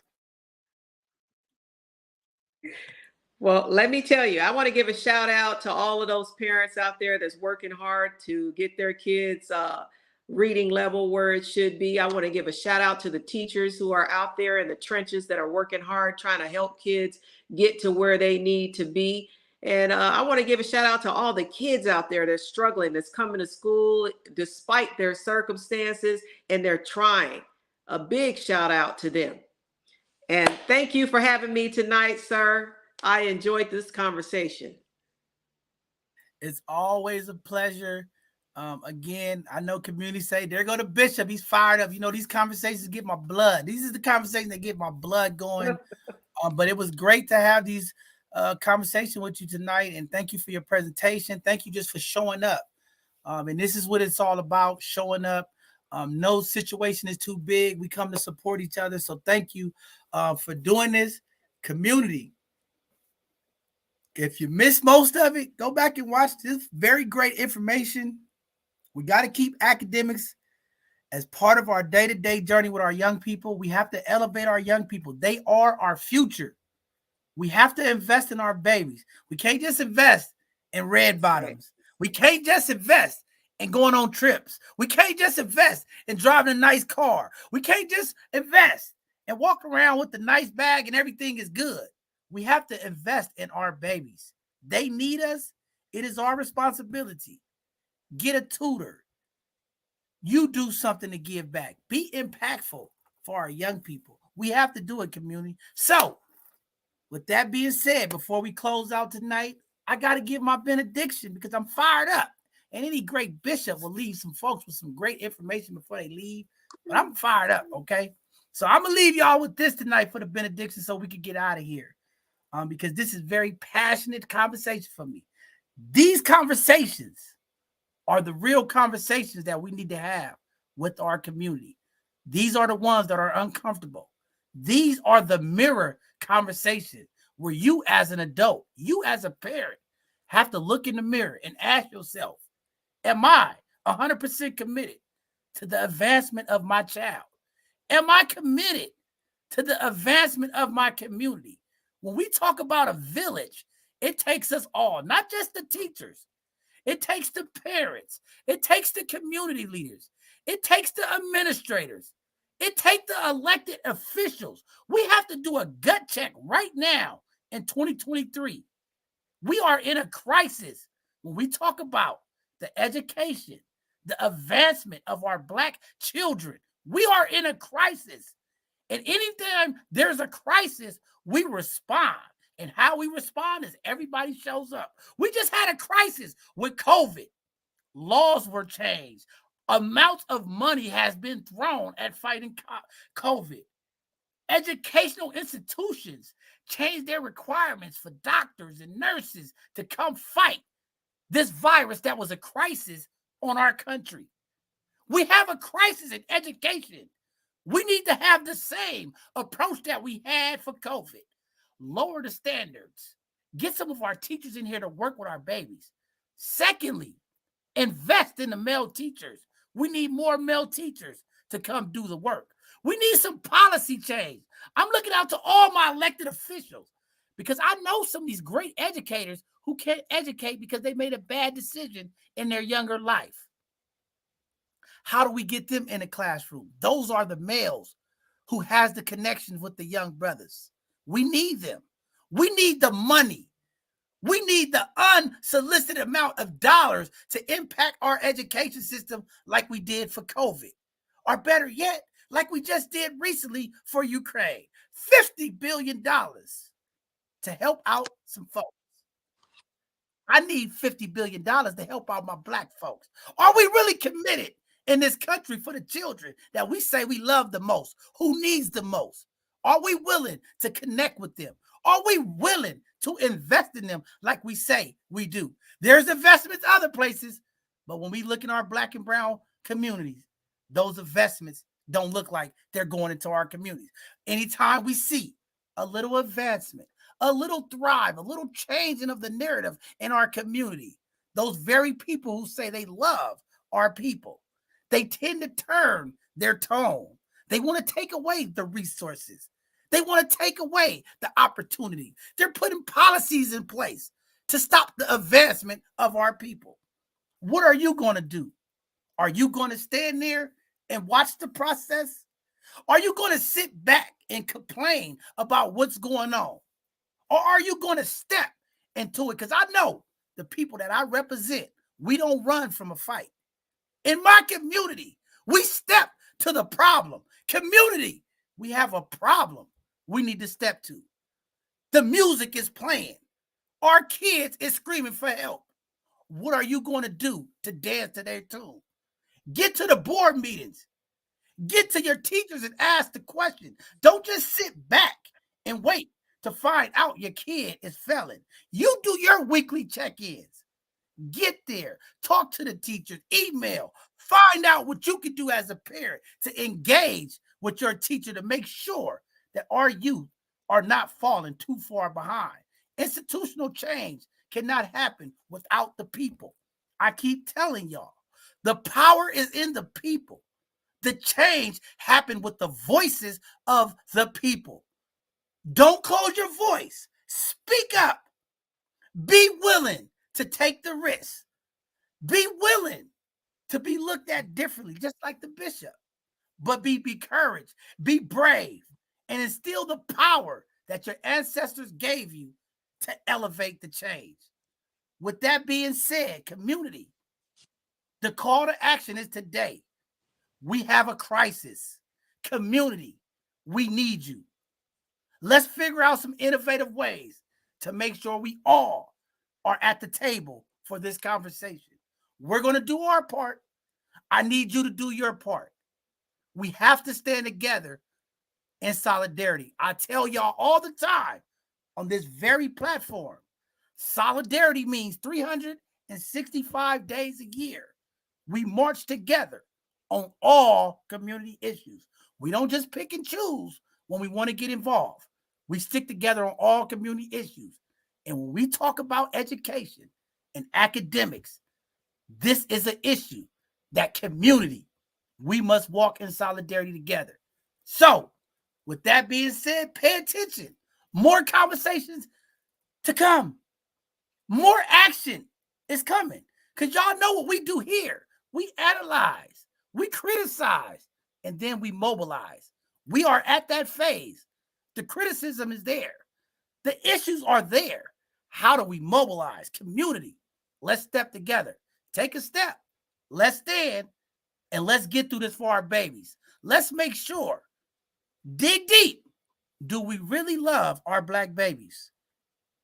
We're going to find out soon because we have a fight, community. And in our community, we don't run from fights. We step to them. All right? So I'm looking for my community to step with me. Let's walk together. Let's walk with Sister Annette, and let's do our part to fight back. All right? With that being said, community, our next live show Thank you. is this Sunday. This Sunday is our next live show. We're going to have a powerful conversation. Again, we're talking about race, and equality in this country. We got some phenomenal people coming on. See, the issues keep stacking up. There's always something you could get involved in. It's going to be a great conversation. I hope to see you there. This Sunday, we'll be talking about race in this country. Don't think it's over. Don't think the inequities are not there. We're going to continue to fight for this, all right? And then next Tuesday, we're going to have another segment of our hidden gems. And again, more work to come. Let's do our part. Community, stand together. We'll see you all this Sunday. Have a blessed evening. Do your part. Pull out your mirror tonight. Ask yourself, am I doing the things I need to do for my Black babies? I see y'all. Have a blessed evening, everybody.